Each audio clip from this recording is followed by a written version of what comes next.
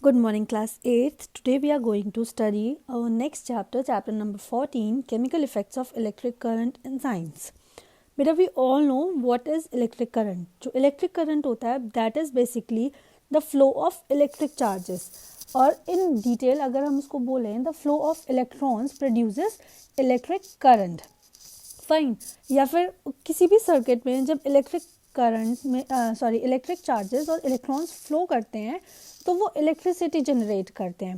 Previous classes में हमने electricity के वजह से जो उसके इफ़ेक्ट्स होते हैं जैसे हीटिंग इफ़ेक्ट हो गया, मैग्नेटिक इफ़ेक्ट हो गया, वो बहुत डिटेल में स्टडी किए हैं और समझे हैं.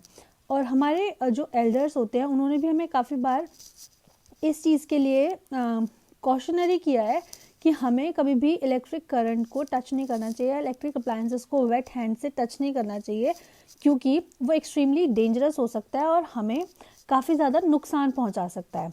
But do you know the reason behind it कि वो ऐसा क्यों बोलते हैं कि अगर हमारे पैर गीले हैं या हमारी बॉडी गीली है तो we should not touch any electrical appliances. तो इस क्वेश्चन का आंसर हम इस चैप्टर में ढूंढने की कोशिश करेंगे through the concept of chemical effects of electric current. ठीक है, उससे पहले हम इन शॉर्ट डिस्कस कर लेते हैं कंडक्टर्स और इंसुलेटर्स. लास्ट क्लासेस में भी हमने कंडक्टर्स और इंसुलेटर्स को काफ़ी अच्छे से स्टडी किया है. जैसे कंडक्टर्स हम क्या बोलते हैं, उन सब्सटेंसेस को या उन मटेरियल्स को बोलते हैं which actually allow electric current to pass through them, यानी कि जो इलेक्ट्रिक करंट को अपने अंदर से फ्लो होने देते हैं उन्हें हम बोलते हैं गुड कंडक्टर्स या कंडक्टर्स ऑफ इलेक्ट्रिसिटी. जितने भी मेटल्स हैं वो सारे metals good conductor of electricity में काउंट होते हैं. लेकिन कुछ मटेरियल ऐसे होते हैं कि वो मेटल होते हुए भी ज़्यादा करंट या ज़्यादा इलेक्ट्रिसिटी कंडक्ट नहीं कर पाते हैं as compare to the other metals. जैसे हमारा कॉपर, एल्यूमिनियम और गोल्ड, वो इतना ज़्यादा अमाउंट ऑफ इलेक्ट्रिसिटी कंडक्ट नहीं कर पाते हैं. ठीक है, जैसे अब बात करते हैं पुअर कंडक्टर्स की या इंसुलेटर्स की. पुअर कंडक्टर्स या इंसुलेटर्स वो मटेरियल्स और सब्सटेंसेस हो जाएंगे जो इलेक्ट्रिक करंट को पास नहीं होने देते हैं अपने अंदर से, which do not allow electric current to pass through them.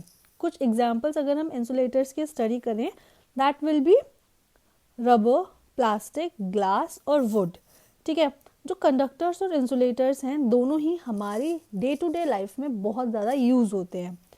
अब हमें किसी भी मटेरियल को चेक करना है या नहीं करना है वो हम कैसे पता चला सकते हैं कि ये कंडक्टर है या इंसुलेटर है. इसके लिए हम एक इलेक्ट्रिक टेस्टर लेते हैं. इलेक्ट्रिक टेस्टर को जब हम एक सर्किट में कनेक्ट करते हैं तो टेस्टर में एक ग्लोइंग मटेरियल होता है, एक ग्लोइंग बल्ब होता है.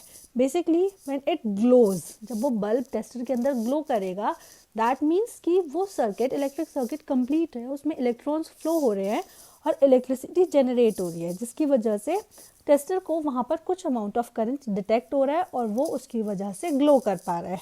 बट अगर उसी सर्किट में वो टेस्टर की जो बल्ब है ग्लो ना करे, दैट मीन्स हमारा जो सैंपल है या हम जो सर्किट में सैंपल यूज़ कर रहे हैं कंडक्ट करने के लिए या डिटेक्ट करने के लिए, वो हमें क्या इन्फर कर रहा है कि वो जो मटेरियल है वो मटेरियल क्या है बेटा, एक इंसुलेटर है क्योंकि बल्ब ग्लो नहीं हुआ है.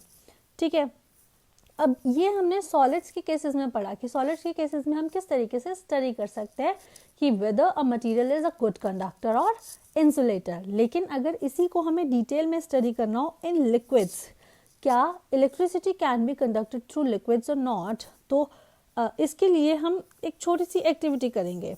ठीक है, सॉलिड्स के केस में हम बहुत अच्छे से पढ़ चुके हैं. यहाँ पर एक एक्टिविटी आपको शो की गई है. क्या करना है उस एक्टिविटी में, आपको एक बैटरी चाहिए, एक बल्ब चाहिए, कनेक्टिंग वायर्स चाहिए, बीकर चाहिए, अलग अलग तरीके के लिक्विड्स चाहिए. इनिशियली हम वाटर से इसकी टेस्टिंग करेंगे. सबसे पहले आपको सर्किट कंप्लीट करना है, सेल को बल्ब से ज्वाइन करना है, सारे कनेक्टिंग वायर्स को ज्वाइन करना है टुगेदर. अब वो सर्किट के दो एंड्स हैं, दोनों एंड्स को आपको वाटर में डिप कर देना है. ठीक है, उसके बाद what you have to do, उस वाटर में, वो प्लेन सिंपल वाटर था, उसमें आपको कुछ अमाउंट ऑफ सॉल्ट ऐड कर देना है. उसके बाद आप चेक करोगे कि जब आपने वो दोनों एंड्स उसके कनेक्ट कर दिए इन द लिक्विड और टेस्टर के थ्रू आपने चेक किया कि क्या करंट जनरेट हुआ है उस सर्किट में या नहीं हुआ है, what you will observe is कि वो जो सर्किट था उस सर्किट में करंट जनरेट हुआ, जो हमारा सेल था उस सेल ने करंट प्रोवाइड कराया और एक इलेक्ट्रॉन्स को कंप्लीट पाथ मिला टू फ्लो डाउन, जिसकी वजह से जो टेस्टर का बल्ब था वो ग्लो हो गया। ठीक है, यहाँ पर आपको एक टेबल भी दी हुई है, उस टेबल में आप चेक कर सकते हो कौन कौन से लिक्विड्स के लिए हमारा जो वाटर है वो इलेक्ट्रिसिटी कंडक्ट करेगा। तो अबव एक्टिविटी से हमने ये ऑब्जर्व किया, जब जो वायर के फ्री एंड्स थे उनको हमने कुछ लिक्विड्स में डिप किया तो हमारा जो बल्ब था वो ग्लो हुआ। What does that mean? That mean कि जो लिक्विड है which that is allowing current to flow through them by completing the circuit. That means ये जो हमारे लिक्विड्स होते हैं वो लिक्विड्स भी कौन से हमारे कैटेगरी में आ जाएंगे? कंडक्टर्स की कैटेगरी में या फिर कंडक्टिंग लिक्विड्स की कैटेगरी में। तो कंडक्टिंग लिक्विड्स के लिए we have got another name electrolytes. ठीक है, जिनको हम क्या बोलते हैं?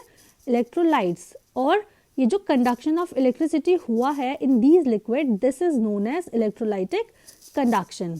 जब किसी भी लिक्विड के थ्रू इलेक्ट्रिसिटी नहीं पास होती है, इलेक्ट्रिक करंट नहीं जनरेट होता या टेस्टर बल्ब ग्लो नहीं करा पाता, उनको हम पुअर कंडक्टर्स ही बोलते हैं या फिर इंसुलेटर्स बोलते हैं। ठीक है, इन सम सिचुएशंस लिक्विड कंडक्टिंग होता है बट बल्ब ग्लो नहीं कर पाता।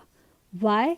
क्योंकि जो हम इलेक्ट्रिसिटी उस सर्किट में प्रोड्यूस हो रही है that is not sufficient to glow that bulb. वो सारी की सारी एनर्जी उसको हीटअप करने में ही लग जा रही है। यू नो कि जो बल्ब का फिलामेंट होता है it is actually of high resistance, उसको बहुत ज़्यादा अमाउंट ऑफ करंट की रिक्वायरमेंट है। लेकिन अगर करंट बहुत ज़्यादा वीक है तो हम उसे डिटेक्ट ही नहीं कर पाएंगे। And what we will infer from that कि हमारा जो सर्किट है वो या हमारा जो लिक्विड है that is a poor conductor. ठीक है, तो उस केस में what we have to do is we have to take और we have to replace the bulb with an LED. LED क्या होती है? It works on smaller voltages या लेसर वोल्टेजेस, और जो हमारे छोटे अमाउंट ऑफ करंट किसी भी लिक्विड्स के थ्रू फ्लो हो रहे हैं वो उन्हें डिटेक्ट करने में हेल्प करती है। अंडरग्राउंड वाटर जो हम डिफरेंट सोर्सेज से मिलता है, जैसे टैप्स हो गए, हैंड पंप्स हो गए, वेल हो गए, पॉन्ड्स हो गए, वो प्योर नहीं होता। उसके अंदर बहुत सारे सॉल्ट्स ऑलरेडी डिजॉल्व होते हैं, कुछ मिनरल्स कुछ सॉल्ट उसमें नेचुरली प्रेजेंट होते हैं, इसीलिए वो एक गुड कंडक्टर ऑफ इलेक्ट्रिसिटी में काउंट होता है। अगर on the other hand we talk about the distilled water, distilled water is बेटा the purest form of water which is free from all the salts, that is a poor conductor. Poor conductor why? क्योंकि उसमें कोई भी amount of salts present नहीं होते। अब जैसे मैंने इस एक्टिविटी में भी आपको बताया था, सॉल्ट सोल्यूशन जब आप लेंगे तो salt solution is also a good conductor of electricity. वो क्या करता है? क्योंकि वो आयंस फॉर्म करता है जो इलेक्ट्रॉन्स को फ्लो करने के लिए एक पाथ सप्लाई करते हैं।